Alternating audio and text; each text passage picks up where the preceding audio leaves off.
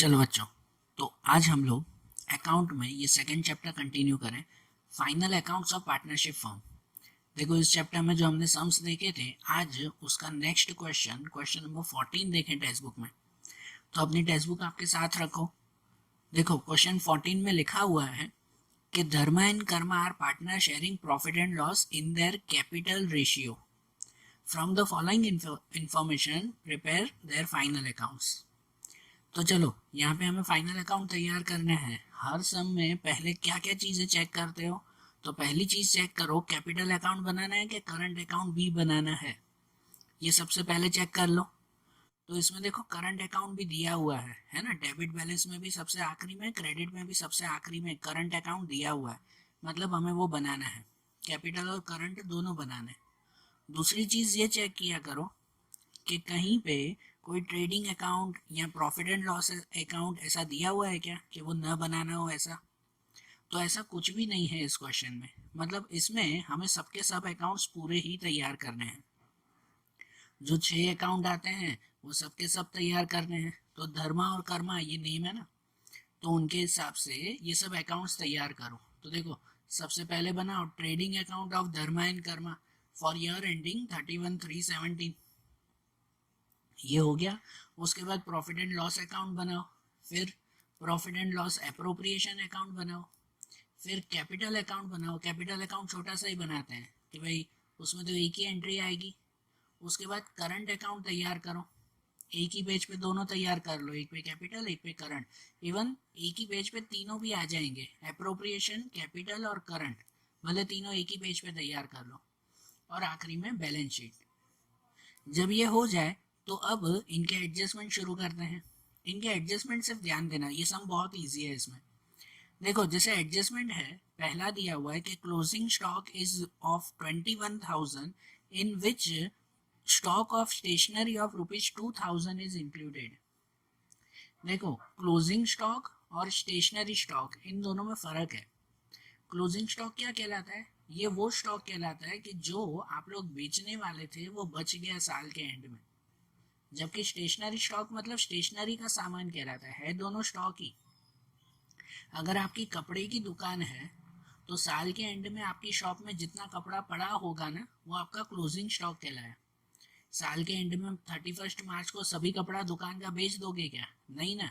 तो आखिरी में जो कपड़ा आखिरी में पड़ा हो ना, साल के एंड में जितना पड़ा हो, वो आपका क्लोजिंग स्टॉक। अगर आपकी कपड़े की शॉप है तो वो कपड़ा आपका क्लोजिंग स्टॉक कहलाया। और जो उस शॉप में आपका जो भी स्टेशनरी का सामान होगा ना, बुक्स होगी या जो है वो पेन पेंसिल कैलकुलेटर्स वगैरह, ये सब जो स्टेशनरी का सामान होगा ना, वो आपका स्टेशनरी स्टॉक कहलाएगा। तो क्लोजिंग स्टॉक और स्टेशनरी स्टॉक में फ़र्क है। तो एडजस्टमेंट में क्या दिया हुआ है कि क्लोजिंग स्टॉक 21,000 का है, लेकिन उसमें 2,000 का स्टेशनरी स्टॉक आ गया। तो इसका मतलब ओरिजिनल क्लोजिंग स्टॉक खाली 19,000 का हुआ। 21,000 का क्लोजिंग स्टॉक में 2,000 स्टेशनरी के आ गए, तो मतलब ओरिजिनल क्लोजिंग स्टॉक तो 19,000 का ही हुआ ना। यहाँ जो एंट्री करते हैं ना क्लोजिंग स्टॉक की, तो वो बैलेंस शीट में ही, एसेट्स में ही करते हैं ना क्लोजिंग स्टॉक। देखो, क्लोजिंग स्टॉक जब ट्रायल बैलेंस में दिया हुआ हो ना, तो खाली यहाँ लिखते हैं बैलेंस शीट में। लेकिन ये एडजस्टमेंट में क्लोजिंग स्टॉक है, तो उसकी दो एंट्री आती है क्लोजिंग स्टॉक की। क्लोजिंग स्टॉक की दो एंट्री आएगी कि उसमें एक एंट्री आएगी यहाँ बैलेंस शीट में एसेट्स में, और दूसरी एंट्री आएगी ट्रेडिंग अकाउंट में। ट्रेडिंग अकाउंट में क्रेडिट साइड पे क्लोजिंग स्टॉक। समझ रहे हो?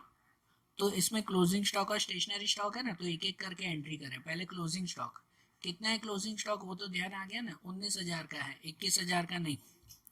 21,000 नहीं, उसमें 2,000 तो स्टेशनरी का आ गया, मतलब जो हमारे पास समझो जो कपड़ा पड़ा होगा वो तो 19,000 का है।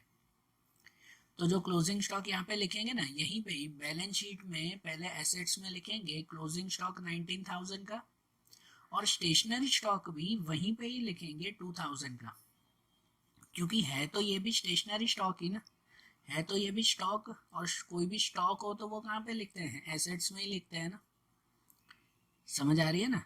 तो इसका मतलब है 21,000 का ही, उसमें से ये क्लोजिंग स्टॉक 19 का हो गया और स्टेशनरी स्टॉक उसमें 2,000 का है। बात आई समझ में? अब ये एडजस्टमेंट है तो इन दोनों की दूसरी एंट्री चाहिए, इन दोनों की। तो पहले जो क्लोजिंग स्टॉक है इसकी दूसरी एंट्री कहाँ जाएगी, मैंने बताया इसकी दूसरी एंट्री जाएगी ट्रेडिंग अकाउंट में, ट्रेडिंग अकाउंट में क्रेडिट साइड पे। और ये स्टेशनरी स्टॉक कहाँ लिखेंगे, इसको थोड़ी ट्रेडिंग अकाउंट में लिखते हैं। तो स्टेशनरी स्टॉक की एंट्री कहाँ होती है, अगर आपके साल के एंड में जो कुछ स्टेशनरी का स्टॉक बच जाए ना, तो उसे आपके स्टेशनरी एक्सपेंस में से माइनस कर देते हैं कि आपका स्टेशनरी का इतना खर्चा बच गया। आपके पास समझो कुछ बुक्स होगी, कुछ स्टेशनरी के दूसरे सामान होंगे, नहीं स्टेपलर्स होंगे, ये वो जो भी चीज़ें वो स्टेशनरी की, अगर साल के एंड में आपका 2000 का स्टेशनरी का सामान बचा हुआ होगा तो इसका मतलब अगले साल आपका इतना खर्चा कम होगा ना। तो इसीलिए ये स्टेशनरी स्टॉक है ना, उसकी एंट्री आपके स्टेशनरी एक्सपेंस में से माइनस करते हैं। देखो आपके ट्रायल बैलेंस में कहीं पे स्टेशनरी एक्सपेंस दिया हुआ है, तो ट्रायल बैलेंस में डेबिट साइड पे स्टेशनरी एक्सपेंस करके लिखा हुआ है 7000, है ना, फर्नीचर के नीचे लिखा हुआ है। तो वो स्टेशनरी एक्सपेंस जो है ना 7000, उसमें से ये 2000 माइनस करेंगे कि भाई इतना जो है वो स्टॉक पड़ा हुआ है तो इतना खर्चा कम हो गया हमारा। तो ये दोनों सेकेंड एंट्री ध्यान रखना, क्लोजिंग स्टॉक की दूसरी एंट्री जाएगी ट्रेडिंग अकाउंट में और स्टेशनरी की दूसरी एंट्री जाएगी स्टेशनरी एक्सपेंस में, वहां से माइनस करेंगे। तो देखो इनकी दूसरी एंट्री करें पहले क्लोजिंग स्टॉक, तो उसकी एंट्री करने के लिए ट्रेडिंग अकाउंट में क्रेडिट साइड पे जाओ, ट्रेडिंग अकाउंट में जाओ और ट्रेडिंग अकाउंट में क्रेडिट में लिखो क्लोजिंग स्टॉक 19000 ही। और जो स्टेशनरी है तो वो स्टेशनरी जाएगा प्रॉफिट एंड लॉस में, स्टेशनरी एक्सपेंस है तो वो एक्सपेंस है ना, प्रॉफिट एंड लॉस में लिखेंगे। प्रॉफिट एंड लॉस में डेबिट पे जाएंगे और वहाँ लिखेंगे स्टेशनरी एक्सपेंस 7000 और उसमें से माइनस करेंगे स्टेशनरी स्टॉक ये 2000 का, तो बाहर अमाउंट आएगी ये 5000 की। ये पहला एडजस्टमेंट हो गया ना, ठीक है ना। पहले एडजस्टमेंट में 2 टॉपिक थे तो दोनों की 2 एंट्री, टोटल 4 एंट्री हुई, ध्यान रखना ये। फिर दूसरा क्वेश्चन है कि on machinery depreciation rate is to be increase up to 10%। Machinery पे डेप्रिसिएशन अब बढ़ाकर 10% करना है। पहले कितने परसेंटेज था नहीं पता है, ठीक है ना। पहले समझो 6% होगा, 7% होगा, 8% होगा, कोई भी हो, कितना नहीं पता है हमें, लेकिन अब वो डेप्रिसिएशन बढ़ा के हमें 10% करना है। तो ये बढ़ाते कैसे हैं, किस पे बढ़ाना है हमें, मशीनरी पे। तो पहले ट्रायल बैलेंस में ढूंढो मशीनरी कितनी है। तो ट्रायल बैलेंस में ये जो मशीनरी है वो मशीनरी 71,760 रुपीज़ दी गई है ना डेबिट साइड पे। और उस मशीनरी के नीचे ही देखो कि मशीनरी के नीचे ही डेप्रिसिएशन ऑन मशीन दिया हुआ है 6240। ये डेप्रिसिएशन पुराना है, जो मुझे पता है ना, पुराना कोई 6% या 7% या कोई भी होगा, ये पुराना डेप्रिसिएशन है। उसे कट करके अब हमें नया डेप्रिसिएशन 10% रखना है। तो उसे कट कैसे करेंगे ये ध्यान रखना है। ये जो है वो आगे के चैप्टर्स में भी ये एडजस्टमेंट आता है, ये एडजस्टमेंट ध्यान रखना। जब भी कोई ऐसा एसेट्स हो ना कि जिस एसेट पे, कोई भी एसेट हो, मशीन, फर्नीचर, बिल्डिंग, लैंड, कुछ भी, कि उस पे जब हमें अगर नया डेप्रिसिएशन ऐड करना है ना, या नया डेप्रिसिएशन काउंट करना है ना, तो पहले पुराना डेप्रिसिएशन उसी में ही प्लस कर दिया करो। मतलब मशीन की ओरिजिनल वैल्यू ढूंढा करो। समझो, या एक एग्जांपल से समझो, या रफ में लिख रहा हूँ, समझना कि समझो आपकी 10,000 की मशीन है, कि 10,000 की मशीन में पहले मैंने 1000 रुपये डेप्रिसिएशन के कट किए, तो अब मशीन की वैल्यू 9000 है। अब मशीन की वैल्यू क्या है, 9000 है, ठीक है। तो अब आपको बोला हुआ है कि मशीन 9000 की है, लेकिन अब जो है वो डेप्रिसिएशन 2000 काउंट करना है। पहले कितना किया था, 1000 ना भाई, अब डेप्रिसिएशन 2000 काउंट करना है, तो वो 2000 इस पे नहीं करेंगे, 2000 ये ओरिजिनल वैल्यू पे करेंगे, ठीक है। जो ये बढ़ाकर अगर हमें डेप्रिसिएशन लगाना है ना, तो वो ये वैल्यू पर नहीं, वो ओरिजिनल वैल्यू पे डेप्रिसिएशन लगाना है। कि भाई मशीन तो 10,000 की थी, समझो आपको ओरिजिनल वैल्यू पता ही ना हो तो आप कैसे ढूंढोगे कि इस वैल्यू में ये 9000 में पुराना डेप्रिसिएशन प्लस कर देंगे ना, 9000 में 1000 प्लस कर दो तो ऊपर आपको 10,000 मिल जाएंगे कि नहीं। तो इसलिए सिंपल, अगर पुराना डेप्रिसिएशन दिया हुआ है ना तो पहले उसे प्लस कर दो, फिर नया डेप्रिसिएशन माइनस करो। ठीक है, तो यहाँ मशीन में भी मशीन की एंट्री कहाँ करते हैं, बैलेंस शीट में, एसेट्स में।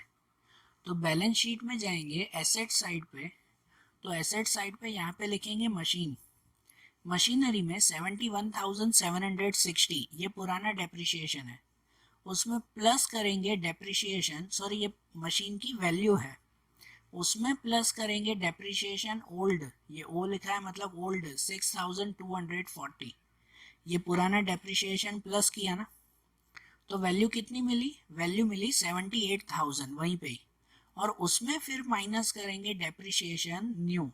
तो नया डेप्रिसिएशन कितना गिनना है, तो एडजस्टमेंट में लिखा हुआ है कि नया डेप्रिसिएशन 10% गिनना है, तो नया डेप्रिसिएशन हम लोग गिनेंगे 10%, 78,000 के 10% 7,800। अब 78,000 में से 7,800 माइनस करेंगे तो बचेगा 70,200। समझ आई ना, सिंपल सी लॉजिक याद रखो, कोई भी एसेट्स में अगर पुराना डेप्रिसिएशन दिया हुआ हो ना तो पहले पुराना डेप्रिसिएशन प्लस कर दो, फिर नया डेप्रिसिएशन माइनस करो। और अब ये जो नया डेप्रिसिएशन है ये एडजस्टमेंट का है, तो इसकी दूसरी एंट्री चाहिए, और डेप्रिसिएशन की दूसरी एंट्री हम लोग कहाँ करते हैं, तो डेप्रिसिएशन की दूसरी एंट्री जाती है प्रॉफिट एंड लॉस अकाउंट में। तो अब हम लोग प्रॉफिट एंड लॉस के डेबिट में जाएंगे, और प्रॉफिट एंड लॉस के डेबिट में वहां पे लिखेंगे डेप्रिसिएशन ऑन मशीनरी, जो नया लिखा है वो कितना 7,800। ठीक है, ये सेकेंड एडजस्टमेंट भी हो गया। अब थर्ड एडजस्टमेंट में देखो क्या दिया हुआ है, थर्ड एडजस्टमेंट में है कि credit sale of 1,000 is recorded in the purchase return book by mistake. देखो क्रेडिट सेल है ना, सेल में 1,000 रुपए लिखने थे लेकिन गलती से हमने परचेस रिटर्न में लिख दिए। समझ आ रही है ना बात, कि सेल में लिखने थे 1,000 रुपीज लेकिन गलती से परचेस रिटर्न में 1,000 रुपीज लिख दिए। तो हम लोग क्या करेंगे कि सेल में 1,000 रुपए लिखने थे ना, तो सेल में 1,000 रुपए प्लस कर देंगे, और गलती से परचेस रिटर्न में लिखे हैं ना तो परचेस रिटर्न में से माइनस कर देंगे। सिंपल सी एंट्री, सेल की एंट्री गलती से परचेस रिटर्न में कर दी तो सेल में प्लस कर दो, परचेस रिटर्न में से माइनस कर दो।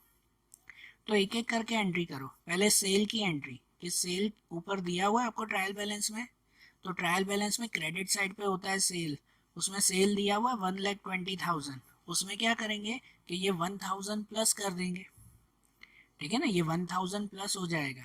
अब सेल रिटर्न कहाँ लिखते हैं, तो सेल रिटर्न लिखते हैं हम लोग ट्रेडिंग अकाउंट में, उसे ट्रेडिंग अकाउंट में लिखा जाता है ना, तो ट्रेडिंग अकाउंट में जाकर अब क्रेडिट साइड पे लिखेंगे, उसके क्रेडिट साइड पे लिखें ये सेल्स 1,20,000 प्लस रॉन्गली रिकॉर्डेड, मैंने शॉर्ट में लिखा WR मीन्स रॉन्गली रिकॉर्डेड, गलती से जो लिख दिया था वो, या गलती से जो रिकॉर्ड नहीं किया था वो, रॉन्गली रिकॉर्डेड 1,000 रुपीज प्लस, तो हो जाएगा 1,21,000। ठीक है, अब दूसरा परचेस रिटर्न में से माइनस करना है, लेकिन एक चीज़ ध्यान दो कि ये एडजस्टमेंट है, अगर हमने सेल में प्लस किया है तो इसकी दूसरी इफेक्ट भी तो होगी ना, इसकी दूसरी एंट्री भी तो चाहिए ना, फिर परचेस रिटर्न में अलग। अगर सेल में प्लस कर रहे हैं तो उसकी दूसरी एंट्री कहाँ जाती है, सेल की दूसरी एंट्री जाती है कहाँ पर, तो वो जाती है डेप्टर्स में। सेल की दूसरी एंट्री हमेशा कहाँ जाती है, डेप्टर्स में जाती है। तो यहाँ पर डेप्टर्स में, डेप्टर्स वो कहाँ दिया हुआ है आपके ट्रायल बैलेंस में, डेप्टर्स डेबिट साइड पे होते हैं, तो है ट्रायल बैलेंस में। डेप्टर्स नाम नहीं लिखा हुआ है लेकिन पता है जो रिसीवेबल लिखे हुए हैं, मैंने पहले भी बोला था ये रिसीवेबल्स मतलब डेप्टर्स ही कहलाए जिनसे हमें पैसे लेने हैं। तो ये जो 1,000 रुपीज यहाँ लिखा ना, उसकी दूसरी एंट्री हम लोग कहाँ करेंगे, यहाँ रिसीवेबल्स में करेंगे। ठीक है, रिसीवेबल कितने हैं 27,400, तो उसमें ये 1,000 प्लस करेंगे। समझ आ रही है बात, तो पहले ये सेल की दूसरी एंट्री करें, तो इसकी दूसरी एंट्री रिसीवेबल्स या डेप्टर्स वो कहाँ लिखते हैं, वो लिखते हैं हम लोग बैलेंस शीट में, बैलेंस शीट में एसेट्स में। तो बैलेंस शीट में अब एसेट्स में जाए, तो बैलेंस शीट के एसेट्स में लिखें ये डेप्टर्स 27,400, भले उसे डेप्टर लिखो या रिसीवेबल लिखो, वो लिखो 27,400 और उसमें प्लस रॉन्गली रिकॉर्डेड सेल 1,000। अगर सेल में प्लस किया है तो यहाँ डेप्टर में भी प्लस ही होगा ना, तो इसमें 1,000 रुपीज़ प्लस बाहर हो जाएगा 28,400। ये देखो ये सेल की 2 एंट्री हो गई ना। अब उसके साथ क्या दिया हुआ है कि it is recorded in purchase return by mistake, इसको गलती से परचेस रिटर्न में लिखा था, तो आप परचेस रिटर्न में से माइनस करेंगे।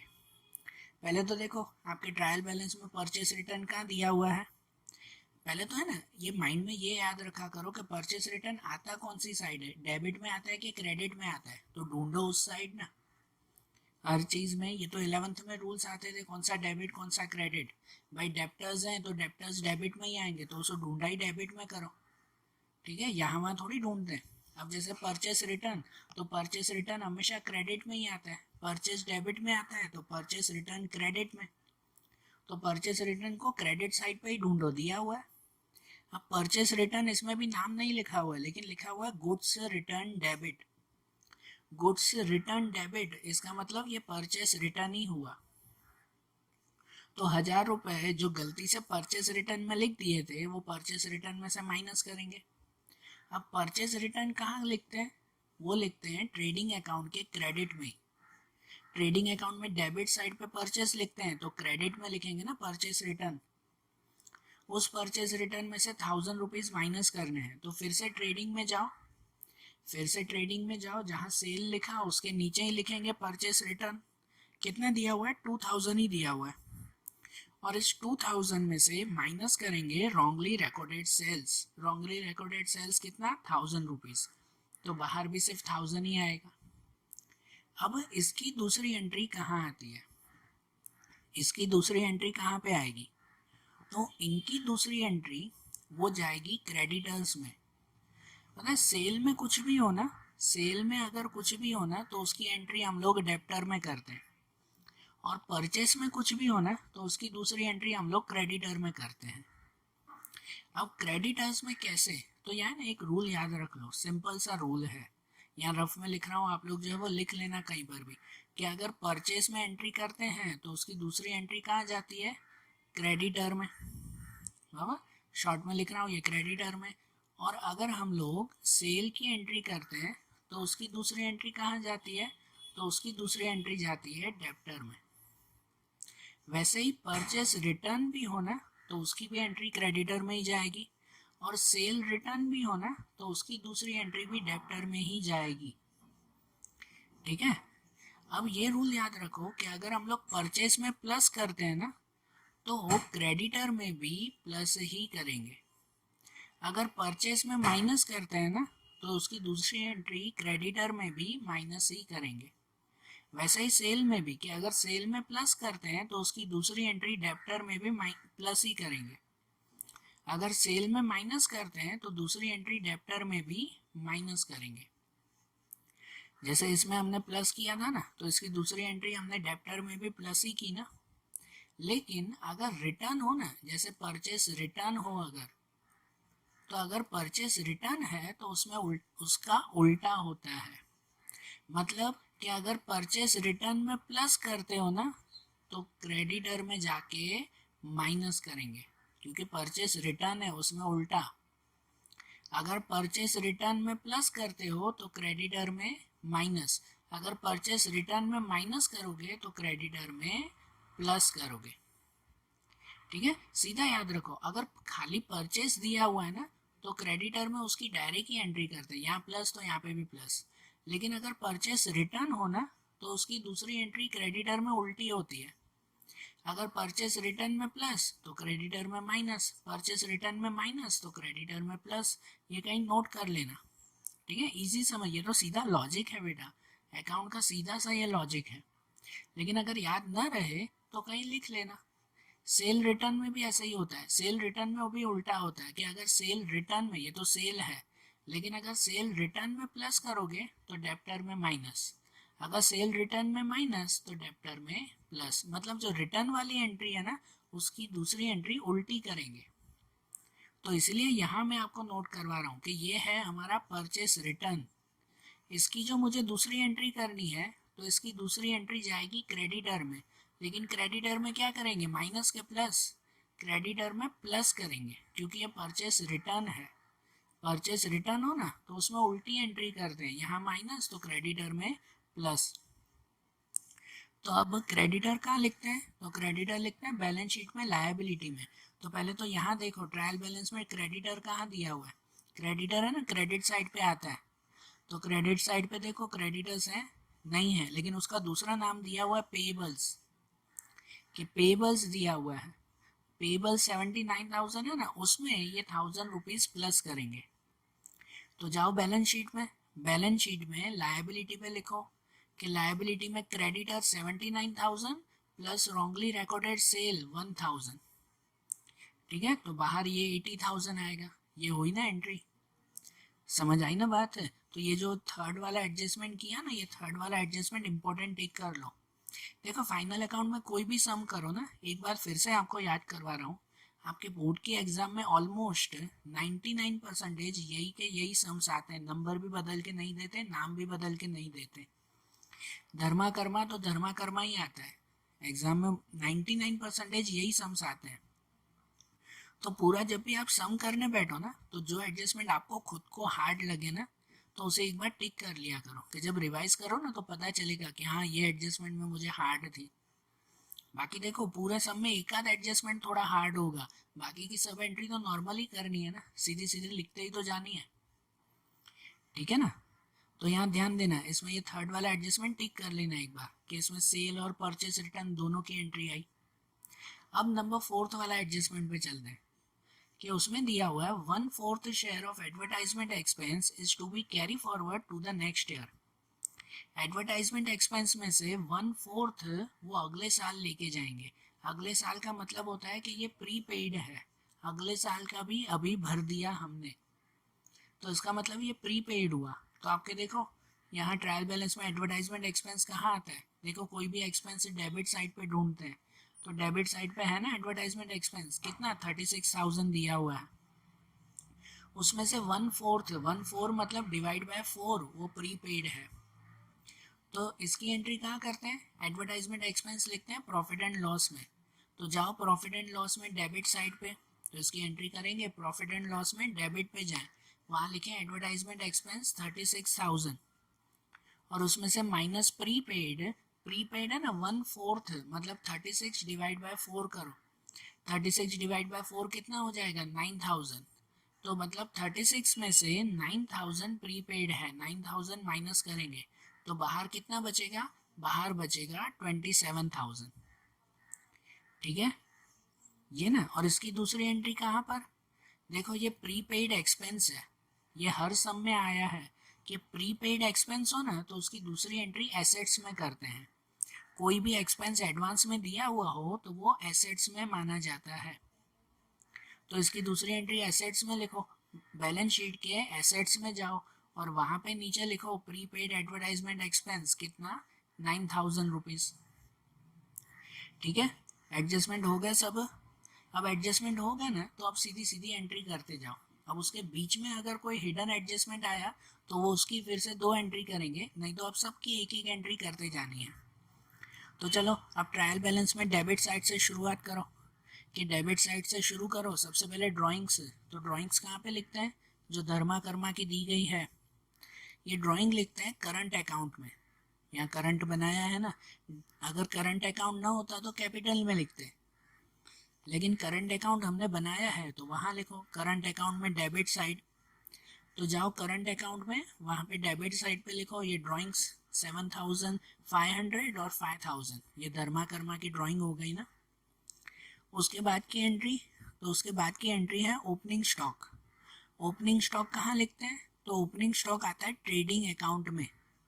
ये शुरुआत का स्टॉक है तो सबसे पहला अकाउंट ट्रेडिंग अकाउंट में बनाएंगे, ट्रेडिंग अकाउंट में डेबिट साइड।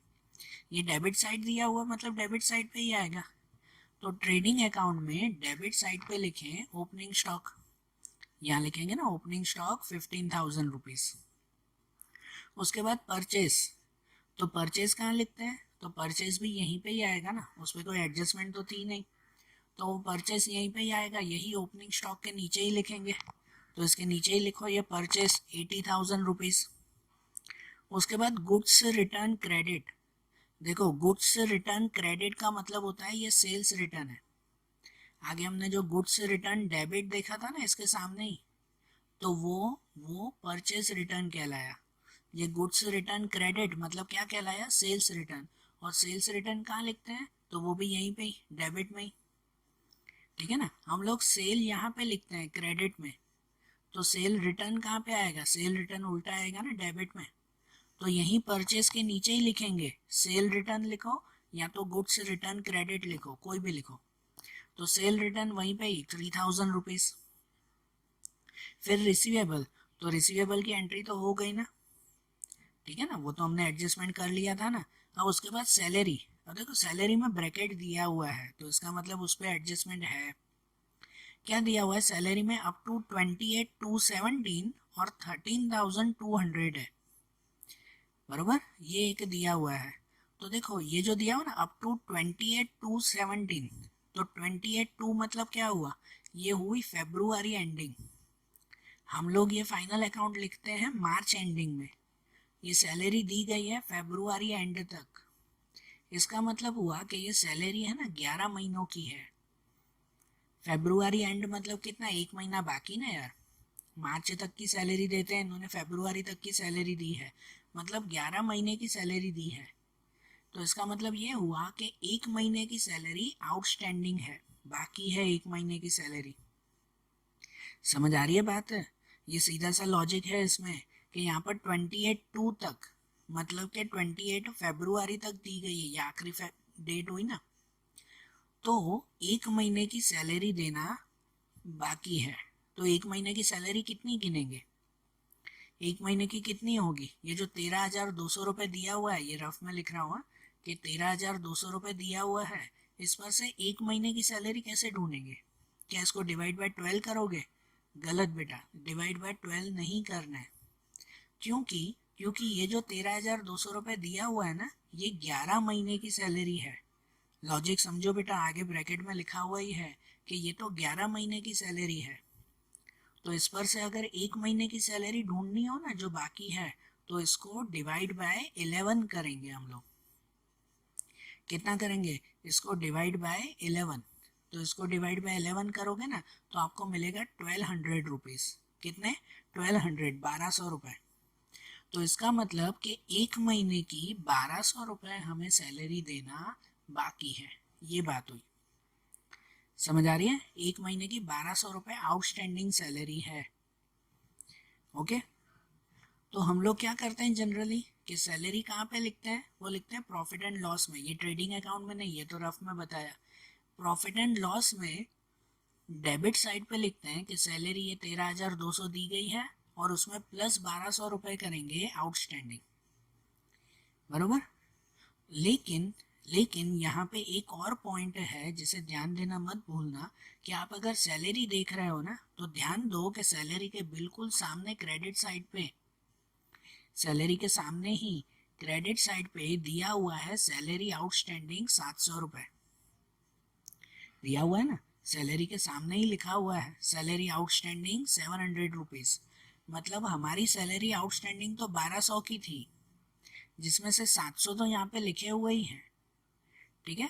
तो मतलब कैसे, वो एडजस्टमेंट की दो एंट्री करते हैं ना, तो दूसरी एंट्री 1,200 की नहीं होगी, दूसरी एंट्री सिर्फ और सिर्फ 500 रुपये की होगी। समझो अब कैसे, कि देखो अब पहले जो है वो प्रॉफिट एंड लॉस में जाओ, मैं लिख के बता रहा हूँ, ध्यान देना कि पहले प्रॉफिट एंड लॉस में जाओ। ये प्रॉफिट एंड लॉस में यहाँ पे पहले सैलरी लिखो डेबिट पे, कि सैलरी लिखेंगे कितनी, 13,200 रुपये, और उसमें प्लस आउटस्टैंडिंग लिखनी है 1,200, कि आउटस्टैंडिंग तो 1,200 की है, एक महीने की बाकी है। लेकिन उस एक महीने में 700 रुपये आपको ट्रायल बैलेंस में मेंशन है कि 700 रुपये की भी बाकी है, सैलरी आउटस्टैंडिंग लिखा हुआ है ना, और बाकी 500 रुपये मेंशन नहीं है। तो यहाँ 1,300 और 1,200 का प्लस, सॉरी 13,200 और 1,200 का प्लस, तो बाहर 14,400, ये एंट्री क्लियर। लेकिन ये जो एडजस्टमेंट है इसकी दूसरी एंट्री करते हैं ना, तो दूसरी एंट्री में 1200 रुपये नहीं लिखेंगे, क्योंकि इस 1200 में से ये 700 रुपये तो पहले से ही मेंशन किए हुए हैं, बाकी मेंशन कितने नहीं है, 500 रुपये मेंशन नहीं है। तो वो एंट्री हम लोग दूसरी करेंगे। इसकी दूसरी एंट्री लायबिलिटी में लिखते हैं ना, कि लायबिलिटी में हम लोग लिखते हैं आउटस्टैंडिंग सैलरी, तो उसमें खाली 500 ही लिखेंगे। ये एंट्री उसकी तरह है, कल पता है 13 वाला सम किया था, तो उसमें कैपिटल इंटरेस्ट बाकी, ड्राइंग इंटरेस्ट बाकी, करंट अकाउंट का इंटरेस्ट उसमें आधा दिया हुआ था, आधा बाकी था। तो जहाँ पे हम लोग बैलेंस शीट या करंट अकाउंट में एक जगह पे जो बाकी है वही एंट्री करते थे, था ना 13 वाले में ऐसी एंट्री सब। तो यहाँ पे भी वही है, 700 रुपये आपको दिया हुआ है, तो जो बाकी 500 रुपये है ना, इसी की दूसरी एंट्री करेंगे, 1200 की नहीं। तो खाली ये 500 रुपये हम लोग बैलेंस शीट में लिखेंगे, कि बैलेंस शीट में लायबिलिटी पे जाओ और वहाँ लायबिलिटी में यहाँ लिखो नीचे आउटस्टैंडिंग सैलरी, आउटस्टैंडिंग सैलरी कितनी, 500 रुपये, ऐसे आएगा ना। तो देखो ये सैलरी की एंट्री हो गई। अब उसके बाद देखो डेबिट बैलेंस पे मशीनरी वो लिख दिया था हमने, डेप्रिसिएशन ऑन मशीनरी भी हो गया। बाकी बिल्डिंग, तो बिल्डिंग जो 80,000 की है, बिल्डिंग कहाँ लिखते हैं, तो बिल्डिंग यहाँ लिखते हैं ना एसेट्स में। तो ये जो प्रीपेड एडवर्टाइजमेंट एक्सपेंस लिखा उसके नीचे लिखो बिल्डिंग, तो यहीं पे ही लिखें बिल्डिंग 80,000। उसके बाद है वेजेस, तो वेजेस क्या है, वेजेस हमारे एक्सपेंस हैं, वेजेस मतलब मजूरी, वो एक्सपेंस है, लेकिन ये वेजेस है ना वो परचेस एक्सपेंस है, तो उसकी एंट्री कहाँ करते हैं, परचेस अकाउंट में करते हैं, परचेस अकाउंट में डेबिट साइड पे। तो परचेस अकाउंट में डेबिट साइड पे जाओ, तो परचेस अकाउंट के डेबिट में वहाँ पे लिखेंगे वेजेस कितने, 1600 रुपीज़। फिर इंश्योरेंस प्रीमियम, तो इंश्योरेंस प्रीमियम कहाँ लिखते हैं, तो वो तो लिखते हैं प्रॉफिट एंड लॉस में। तो insurance premium profit and loss में जाओ, प्रॉफिट एंड लॉस में यहाँ डेबिट पे लिखो इंश्योरेंस प्रीमियम 1800, ठीक है ना, ये सीधी सीधी एंट्री ना। फिर डिस्काउंट अलाउड, डिस्काउंट अलाउड मतलब जो डिस्काउंट हमने दिया है, इसका मतलब वो हमारा एक्सपेंस कहलाता है। तो डिस्काउंट अलाउड कहाँ लिखते हैं, तो डिस्काउंट अलाउड यही इंश्योरेंस प्रीमियम के ही नीचे प्रॉफिट एंड लॉस में ही लिखेंगे ना, तो यहीं पे ही डिस्काउंट अलाउड लिखें 3200। अब डिस्काउंट अलाउड के बाद दिया हुआ है इंटरेस्ट ऑन लोन। अब इंटरेस्ट ऑन लोन दिया हुआ है, तो लोन कहाँ लिया हमने जिसका इंटरेस्ट दे रहे हैं, जब ऐसा हो ना इंटरेस्ट ऑन लोन तो दिया हुआ है लेकिन लोन ली कहाँ हमने, तो वो लोन दूसरी तरफ देखो क्रेडिट में कहीं लोन दिया हुआ है क्या कुछ, तो हाँ दूसरी तरफ क्रेडिट में लिखा हुआ है लोन की एंट्री, तो लोन ऑफ धर्मा 30,000 लिखा हुआ है। तो इसका मतलब इसमें ये एडजस्टमेंट हो गया, भले हिडन एडजस्टमेंट, ये एडजस्टमेंट हुआ कि यहाँ पे इंटरेस्ट ऑन लोन 1200 रुपये दिया हुआ है और वहाँ पे दूसरी तरफ लोन दी गई है 30,000 की। तो यहाँ पे हमें लोन की प्रॉपर एंट्री करनी होगी, पता है ना, लोन की हमेशा जैसा एंट्री आती है 3 एंट्री, वैसे लिखेंगे। तो सबसे पहले जाएंगे बैलेंस शीट में, बैलेंस शीट में लायबिलिटी पे लिखेंगे कि बैलेंस शीट की लायबिलिटी पे सिर्फ पहले लोन लिख दे कि लोन ऑफ धर्मा 30,000 की है, ठीक है। अब इसमें इंटरेस्ट कितना गिनना है, तो ये भी धर्मा पार्टनर है, तो पार्टनर की लोन पे बिना बोले 6% का इंटरेस्ट गिनते हैं, ये भूलना ही मत आप। पार्टनर की लोन पे 6% इंटरेस्ट गिनते हैं हम लोग। तो इसके 6% निकालो, कोई डेट वगैरह तो दी नहीं हुई है, तो सीधा 6%, 30,000 के 6% हो जाएंगे कितना, 1800 रुपीज़। कितने होंगे, 1800। तो इसका इंटरेस्ट तो हो जाएगा 1800 रुपये 1800 के, उस 1800 में से 1200 आपको दिए हुए हैं, 1200 दिया हुआ ही है। तो यहाँ जो हम लोग इंटरेस्ट लिखते हैं ना, इसके नीचे ही लिखते हैं ना दूसरी एंट्री इंटरेस्ट की, कि इस इंटरेस्ट में जो बाकी होंगे ना उसी की एंट्री करेंगे। इसमें कैसे था, आउटस्टैंडिंग सैलरी में भी जो बाकी थी वही लिखी ना यहाँ लायबिलिटी में। लायबिलिटी मतलब हमारी जवाबदारी, जितना बाकी हो ना वही यहाँ पे लिखते हैं। तो इस 1800 में से 1200 आपको दिए हुए हैं कि इंटरेस्ट ऑन लोन, तो बाकी यहाँ पे कितने बचेंगे, सिर्फ 600 रुपये बचेंगे। तो यहाँ लायबिलिटी में सिर्फ 600 की एंट्री करेंगे, और जो दूसरी एंट्री हम लोग प्रॉफिट एंड लॉस में करते हैं ना, इंटरेस्ट की दूसरी एंट्री जो प्रॉफिट एंड लॉस में करते हैं ना, उसमें पूरे 1800 की करेंगे। तो यहीं पे लायबिलिटी में इसके ही नीचे लिखेंगे इंटरेस्ट ऑन लोन, वो सिर्फ कितनी लिखेंगे हम लोग, सिर्फ 600 रुपीज़, बराबर। और इसकी दूसरी एंट्री जो हम लोग प्रॉफिट एंड लॉस में करते हैं ना, तो वहाँ प्रॉफिट एंड लॉस में वहाँ लिखेंगे डेबिट पे इंटरेस्ट ऑन लोन 1200 रुपये दिए हुए हैं और प्लस आउटस्टैंडिंग 600 प्लस 600 रुपये बाकी, तो बाहर पूरे आएगा इंटरेस्ट 1800 रुपये का। क्लियर, ये हो गया। अब इंटरेस्ट ऑन लोन हो गया, अब डेबिट पे उसके बाद है फर्नीचर, तो फर्नीचर कहाँ लिखते हैं, फर्नीचर तो एसेट्स में ही, बैलेंस शीट के एसेट्स पे जाओ और वहाँ पे लिखेंगे सिर्फ ये फर्नीचर। फर्नीचर के बाद है स्टेशनरी एक्सपेंस, तो स्टेशनरी एक्सपेंस तो हमने गिन लिया था ना, पहला ही एडजस्टमेंट किया था, स्टेशनरी एक्सपेंस 2000 का स्टॉक जो था। फिर एडवर्टाइजमेंट एक्सपेंस भी काउंट कर लिया।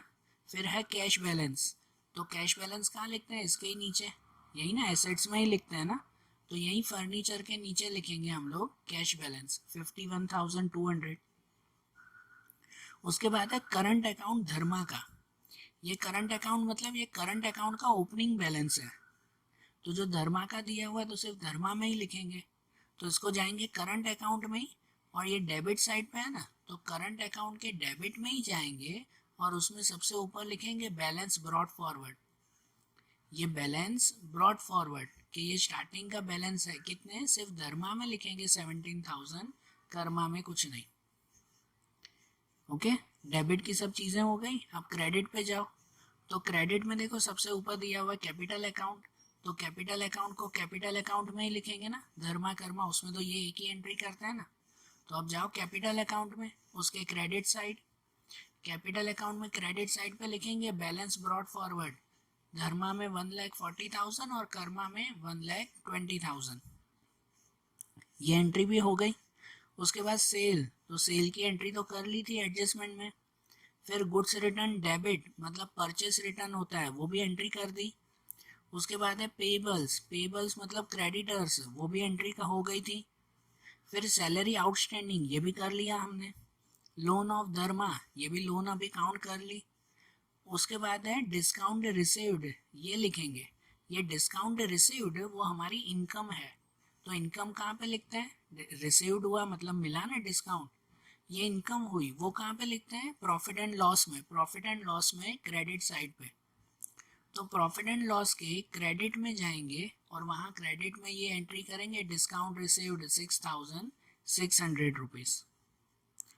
ओके, उसके बाद है बैंक ओवरड्राफ्ट, तो बैंक ओवरड्राफ्ट क्या कहलाता है, हमारी लायबिलिटी कहलाती है, तो बैंक ओवरड्राफ्ट बैलेंस शीट के लायबिलिटी में लिखेंगे, तो उसे बैलेंस शीट में जाए और बैलेंस शीट के लायबिलिटी पे लिखें बैंक ओवरड्राफ्ट 2,800।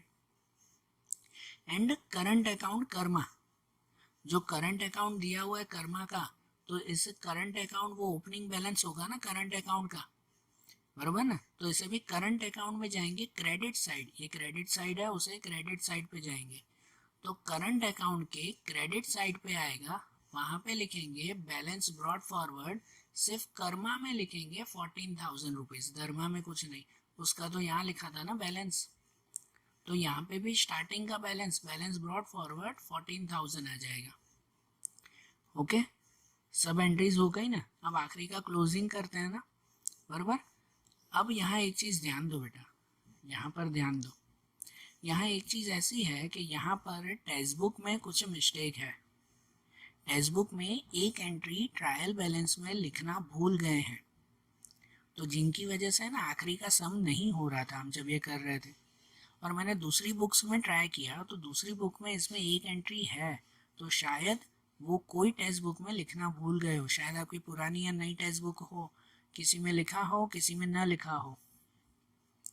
यहाँ पे क्रेडिट साइड पे ही एक और एंट्री आती है, जो एंट्री आती है आउटस्टैंडिंग वेजेस, आपकी टेक्स्ट बुक में नहीं लिखा हुआ है बेटा, अगर वो एंट्री नहीं होगी तो इसका मतलब पूरे सम का टोटल बैठेगा ही नहीं, वो एक एंट्री मिसिंग है इसमें, बराबर। अब पता नहीं किसकी मिस्टेक है, कि या तो टेक्स्ट बुक की मिस्टेक है या तो इसमें और कोई एंट्रीज अगर चेंज हो तो भी आंसर नहीं बैठेगा।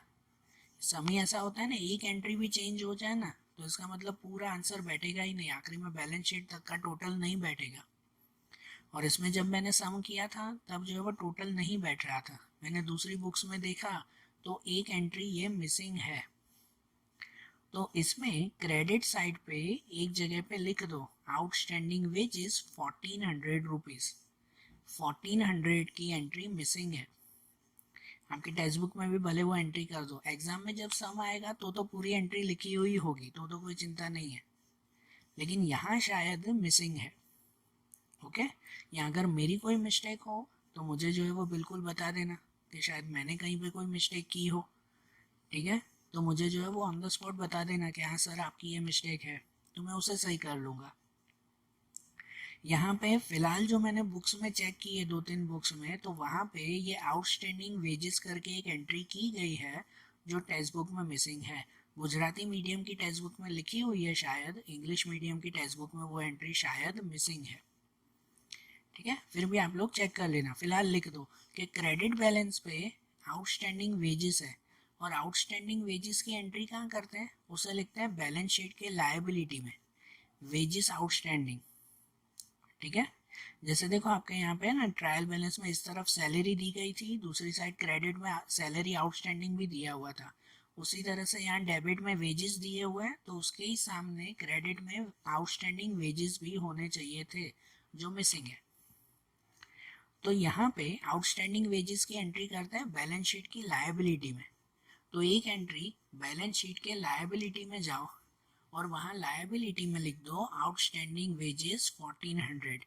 ये एंट्री आपकी टेक्स्ट बुक में लिखी हुई नहीं है, ये मैंने लिखी है, नहीं तो आंसर बैठेगा नहीं। ये कुछ बुक्स में ये एंट्री है, कुछ बुक्स में ये एंट्री नहीं है। बराबर, जिसमें एंट्री नहीं है तो उसमें टोटल नहीं बैठ रहा है, और जिसमें एंट्री की गई है ये तो ही टोटल बैठ रहा है, इसलिए मैंने फ़िलहाल ये एंट्री की है। मेरी कोई मिस्टेक हो तो मुझे ऑन द स्पॉट बता देना। तो यहाँ आउटस्टैंडिंग वेजेस 1400, ये एक एंट्री एक्स्ट्रा कर लो। उसके बाद फिर क्लोजिंग करते हैं। अब क्लोजिंग करना है एक एक करके। तो सबसे पहले क्लोज करो, सबसे पहले क्लोज करते हैं ट्रेडिंग अकाउंट। तो वहाँ ट्रेडिंग अकाउंट में इस साइड का, इसमें जो है वो इस साइड का पहले टोटल करेंगे। तो यहाँ टोटल ज़्यादा है, इन सब का टोटल आएगा ये 1,41,000। तो उतना ही टोटल जो है वो यहाँ पर भी लिखेंगे, और ये 1,41,000 में से ये सब माइनस करेंगे। ये सब माइनस करो तो बचेगा ये 41,400। ये 41,400 वो हमारा क्या कहलाया, ग्रॉस प्रॉफिट। ठीक है ना, तो ट्रेडिंग अकाउंट को क्लोज किया तो उसमें से ये मिला ना ग्रॉस प्रॉफिट। अब इस ग्रॉस प्रॉफिट को कहाँ ले जाएंगे, उसको ले जाएंगे प्रॉफिट एंड लॉस में, क्रेडिट साइड पे। यहाँ डेबिट में है ना, तो उसको क्रेडिट में ले जाएंगे। तो प्रॉफिट एंड लॉस के क्रेडिट साइड पे जाओ और वहाँ पे लिखो, वहाँ पे सबसे ऊपर लिखो ग्रॉस प्रॉफिट 41,400। ये आ गया ना ग्रॉस प्रॉफिट। ठीक है, अब ये जो ग्रॉस प्रॉफिट आया, अब इसका टोटल करें, profit and loss account close करें। अब इसमें ना इस साइड नहीं, अब इसमें इस साइड का टोटल ज़्यादा है। चेक करो बेटा कि इसमें इस साइड का टोटल ज़्यादा है, तो पहले इस साइड का टोटल करेंगे। यहाँ का टोटल आया 61,000, यही 61,000 यहाँ पे भी लिखें, और उसमें से ये दोनों अमाउंट माइनस करें ऊपर की, तो बचेगा इतना 13,000। ये 13,000 हमारा क्या कहलाया, तो ये 13,000 नेट लॉस कहलाया। इस साइड आया ना क्रेडिट में, ये नेट लॉस हुआ, बराबर ना। अब ये नेट लॉस को आगे ले जाएंगे, तो इसको आगे ले जाओ, कहाँ आएगा, प्रॉफिट एंड लॉस एप्रोप्रिएशन में, बराबर। तो यहाँ क्रेडिट में लिखा ना नेट लॉस हमने, तो प्रॉफिट एंड लॉस एप्रोप्रिएशन के डेबिट में लिखेंगे। तो एप्रोप्रिएशन के डेबिट में जाओ और वहाँ डेबिट में लिखो नेट लॉस 13,000, बराबर ना। डेबिट में नेट लॉस 13,000 लिखेंगे। अब यहाँ एप्रोप्रिएशन में और कोई एंट्री नहीं है, तो यही लॉस है ना हमारा। तो अब इसको, ये 13,000 को भी यहाँ ही लिखें, और यहाँ पे भी वही टोटल, पहले मेथड वही किया करो, पहले इसका टोटल किया वही यहाँ पे भी। अब ऊपर कुछ माइनस के लिए है नहीं, तो यहाँ पे भी 13,000 ही लिखेंगे। ये 13,000 वो हमारा डिविजिबल लॉस कहलाएगा। ये इस साइड है ना क्रेडिट पे भी, ये लॉस ही तो चल रहा है ना, ये डिविजिबल लॉस। और ये डिविजिबल लॉस दोनों को बांट देंगे ना, धर्मा और कर्मा को, तो कितना बांटेंगे, कैसे बांटेंगे? अब यहाँ काउंटिंग देखो बेटा, आपके जो है वो क्वेश्चन में सबसे ऊपर ऐसा लिखा हुआ है कि Dharma and Karma are partner sharing profit and loss in their capital ratio, कि उन्हें प्रॉफिट एंड लॉस तो बांटना है, लेकिन कैसे बांटना है? कैपिटल रेशियो में बांटना है। तो कैपिटल रेशियो क्या कहलाता है? कैपिटल रेशियो का मतलब होता है आपका जो कैपिटल दिया हुआ है ना, उस पर से रेशियो ढूंढो, उस पर से रेशियो बनाओ। इन दोनों का कैपिटल कितना है? आपके ट्रायल बैलेंस में जो कैपिटल दिया हुआ है, कि धर्मा का कैपिटल दिया हुआ है 1,40,000 और कर्मा का कैपिटल दिया हुआ है 1,20,000। तो ये कौन सा रेशियो बना? इस पर रेशियो कैसे बनाते हैं पता है? कि पहले जो है वो सब 0 0 कट कर दो, ये धर्मा और कर्मा के लिए ये 0 0 कट करो, उसके बाद 14 और 12 बचा ना, तो ये 14 और 12 को एक दूसरे को कौन सी सेम टेबल में आते हैं उससे कट करो, तो दोनों 2 2 की टेबल में आते हैं। तो दोनों को अगर 2 2 से कट करो ना, तो ये बचेगा 2 7 जा, ये 2 6 जा, और कट हो रहा है दोनों? नहीं कट हो रहा है ना, तो यही आपका रेशियो बना। मतलब रेशियो मिल गया 7:6, कि जो उन्हें प्रॉफिट बांटना है ना कैपिटल रेशियो में, तो ये कैपिटल पर से हमने रेशियो ढूंढा। तो कैपिटल पर से रेशियो कैसे मिला? कैपिटल से रेशियो मिला हमें ये 7:6, ठीक है। तो ये 7:6 के हिसाब से हमें ये 13,000 बांटना है। फिर कैसे बांटते हैं वो तो पता है ना, कि जैसे अगर धर्मा को बांटना हो तो ये 7 पार्ट उसका, और 7 और 6 कितना होता है? 13। तो धर्मा को बांटने के लिए उसको करेंगे मल्टीप्लाई 7/13, तो आंसर मिल जाएगा 7/13 से 7,000। ये 13,000 मल्टीप्लाई 7/13 करेंगे तो ये 7,000 मिल जाएगा। और कर्मा को बांटना हो ना, तो उसका ये 6 रेशियो आता है, तो उसको करेंगे मल्टीप्लाई 6/13। क्या करेंगे? मल्टीप्लाई 6/13। तो इसका मतलब उस कर्मा का रेशियो मिल जाएगा, या उसका आंसर मिलेगा 6,000। तो ये डिविजिबल लॉस दोनों को बांट दिया ना, 7,000 6,000, तो टोटल 13,000। अब ये जो डिविजिबल लॉस है उसे कहाँ ले जाएंगे आगे? अब इसे आगे ले जाएंगे करंट अकाउंट में, उसे क्लोज करेंगे ना। फिर करंट अकाउंट में कहाँ पे? तो यहाँ क्रेडिट में लिखा ना, तो हम लोग करंट अकाउंट के डेबिट में लिखेंगे, करंट अकाउंट के डेबिट में। तो अब करंट अकाउंट में जाओ, डेबिट में, तो वहाँ डेबिट में पहले लिखो ये डिविजिबल लॉस, ये 7,000 एंड 6,000। उसके बाद एक एक करके क्लोज करना है। अब क्लोज कैसे करेंगे? पहले एक एक क्लोज करो, धर्मा और कर्मा में से पहले समझो धर्मा को क्लोज कर रहे हैं, इसका अकाउंट क्लोज करें। तो किस साइड का टोटल ज़्यादा है वो चेक करो। तो धर्मा में ना इस साइड का ही टोटल ज़्यादा है, यहाँ पे तो कुछ है ही नहीं उसमें, तो इस साइड का टोटल ज़्यादा है ना, तो पहले इसका टोटल करेंगे। पहले यहाँ का तीनों का ये टोटल करें तो आंसर मिलेगा 31,500। तो यहाँ पे भी लिखें 31,500, उसमें से कुछ माइनस करने के लिए है ही नहीं, तो उसका बैलेंस कैरी फॉरवर्ड आ जाएगा 31,500। ये धर्मा का आखिरी का बैलेंस बचा क्रेडिट पे 31,500। अब कर्मा में देखें, तो कर्मा में यहाँ 14,000 है, और यहाँ पे ये दोनों अमाउंट है 5 और 6, मतलब इस साइड का टोटल ज़्यादा हुआ इसमें, तो इसमें यहाँ का टोटल करेंगे, ठीक है ना। जो अकाउंट में जो साइड ज़्यादा हो, तो कर्मा में यहाँ का अकाउंट का प्लस करेंगे, तो ये 14,000, वही इस साइड भी लिखेंगे 14,000, और ये 14,000 में से ये ऊपर की दोनों अमाउंट माइनस करेंगे। तो 14,000 में से 5 और 6 माइनस बचेगा कितना? 3,000। ये 3,000 इसका बैलेंस कैरी फॉरवर्ड कहलाया, किसका? धर्मा और कर्मा में से कर्मा का। तो यहाँ कर्मा का डेबिट में बचा, और ये धर्मा का क्रेडिट में बचा है बैलेंस, ऐसे है ना। तो ये दोनों बैलेंस को कहाँ ले जाते हैं? तो ये बैलेंस को ले जाते हैं बैलेंस शीट में। और उसके लिए मैंने क्या बताया था कि अगर जो डेबिट में बच रहा है ना, तो उसको ले जाते हैं लायबिलिटी में। जो डेबिट में बचे ना, तो उसे लायबिलिटी में लिखते हैं, और जो यहाँ क्रेडिट साइड पे बच जाए ना, तो उसको एसेट्स में लिखते हैं। मतलब ये कर्मा को हम लोग लिखेंगे लायबिलिटी पे, डेबिट में है, और ये धर्मा को लिखेंगे हम लोग एसेट्स में, वो क्रेडिट में है। तो इसे बैलेंस शीट में लेके जाएं, और बैलेंस शीट में यहाँ पे डेबिट में लायबिलिटी में लिखें ये करंट अकाउंट कर्मा का 3000, और एसेट्स में लिखें यहाँ पर करंट अकाउंट धर्मा का 31,500, ये एंट्री। इसे भले ऊपर ना लिखो तो आखिरी में लिखो तो भी चलेगा, है ना, यहाँ पे भी भले आखिरी में लिखो तो भी ठीक है। सब हो गया ना। अब आखिरी में वो कैपिटल अकाउंट क्लोज करना है, उसमें तो वो एक ही एंट्री होती है, उसे क्लोज करेंगे। तो यहाँ कैपिटल अकाउंट में यहाँ 140 और 120 है, तो यही लिखेंगे ना टोटल में हम लोग। तो एक एक करके अगर क्लोज करो तो समझो पहले धर्मा का तो यही लिखे 140, यहाँ पे भी वही, फिर ऊपर माइनस करने के लिए कुछ नहीं है तो वही 1,40,000 बैलेंस कैरी फॉरवर्ड।